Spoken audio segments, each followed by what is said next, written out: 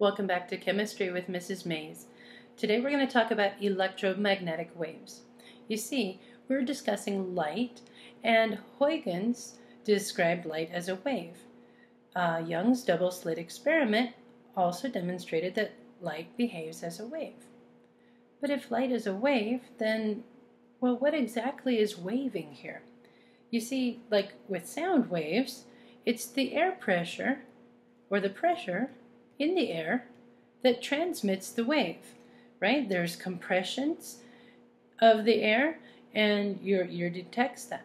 In any type of simple harmonic motion, there has to be two forms or levels of energy and some way to move them, a means by which to move them.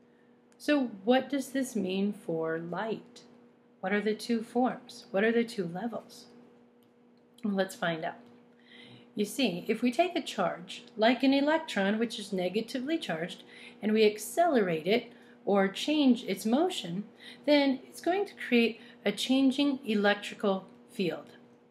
Moving particles, accelerating charged particles, create electrical fields. And if we create a changing electric field, that's going to create a changing magnetic field.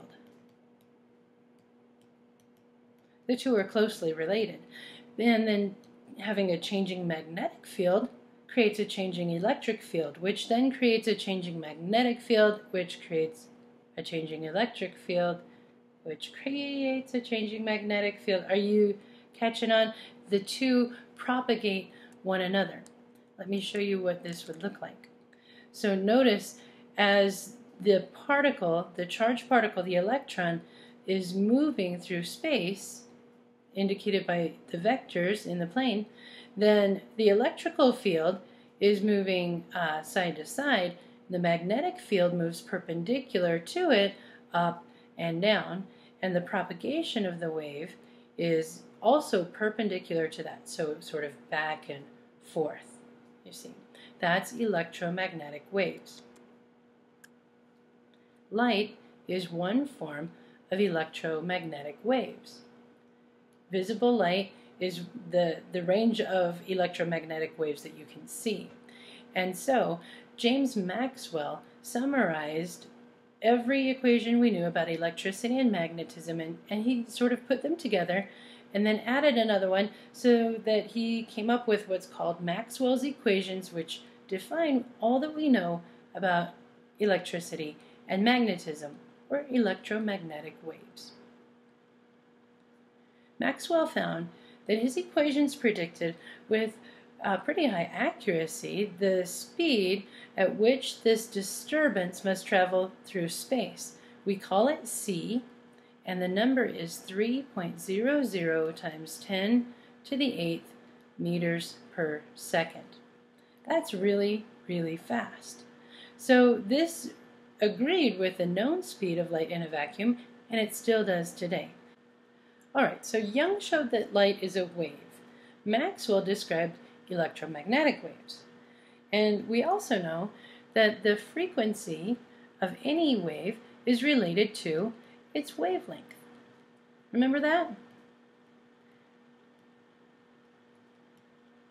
So for electromagnetic waves, including light in a vacuum, this means that c, the speed of our wave, is equal to the wavelength lambda times the frequency, and we're going to use the letter nu to represent frequency. I believe last year you used F for frequency, but in chemistry we use a Greek letter nu because F stood for something else already. So we use the speed of the wave is equal to the product of its wavelength times the frequency. This is not a new equation for you. We're just going to apply it in a slightly different way now. So let's take a look at the spectrum. In other words, all of the different types of electromagnetic waves. The visible light portion is only from about 400 to 700 nanometers. That's the only part of the electromagnetic spectrum that your eye can actually detect. It's the rainbow, right? All the colors in the rainbow. But something with a smaller wavelength would be gamma rays. A smaller wavelength means they have higher frequency because the two are inverse of one another. So a small wavelength means a high frequency. And then on the other end of the spectrum, we would have infrared waves, microwave, radio. These have a large wavelength, which means then we would have a very low frequency.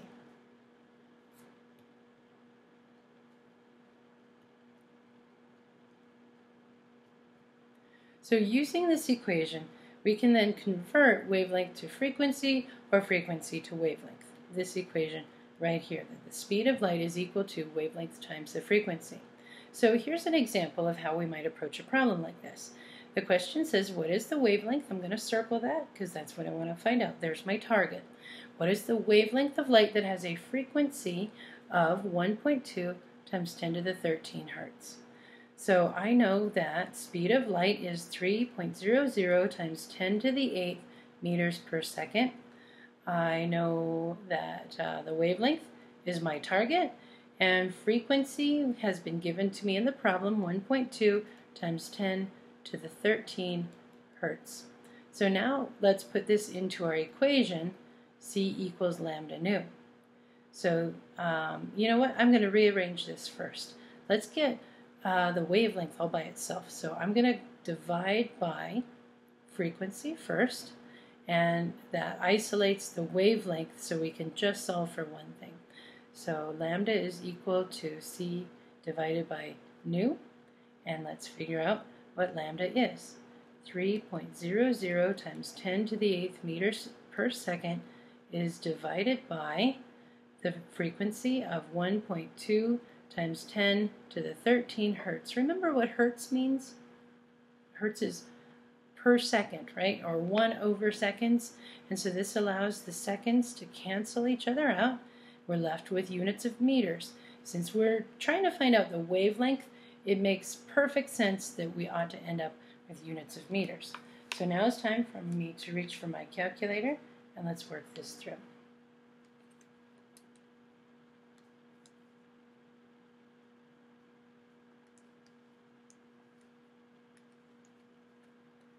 Alright, so I end up with a wavelength of 2.5 times 10 to the minus 5 meters. Now if we go back to look at our spectrum, 10 to the minus 5 meters puts us about in the range of the infrared, right? So that's how we would approach this type of problem. Let's try another one that's very similar. So in example 2, our target is frequency. What is the frequency of red light whose wavelength is 600 nanometers? So again, let's write out the things that we already know about this. We know the speed of light is 3 times 10 to the 8th meters per second. We know what the wavelength is. It's given to us in the problem, but nanometers is a term we need to understand. Nano means 10 to the minus 9 meters. That's really small, right? 1/billionth of a meter. And we are trying to figure out the frequency. So now let's write our equation, C equals lambda nu.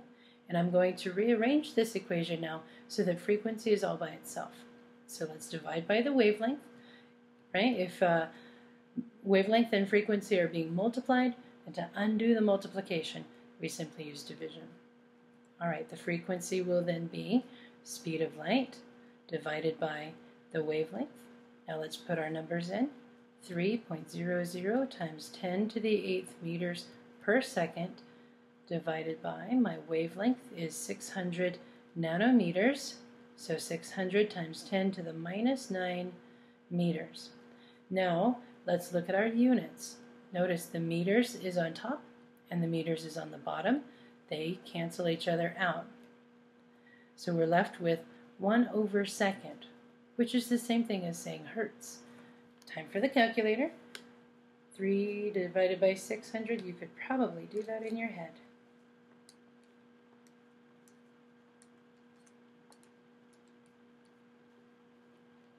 So I got a frequency of 5 times 10 to the 14 per second, or 5 times 10 to the 14 hertz. Now when you get to the end of a problem, I'd love it if you would please put a box around your answer. That's to help us find it and check your work to make sure you're doing it right. Let's try another one that's very similar. No, we're not. Go back to this. Okay, so that's all we have to do to convert wavelength to frequency or frequency to wavelength. Great. See you guys later.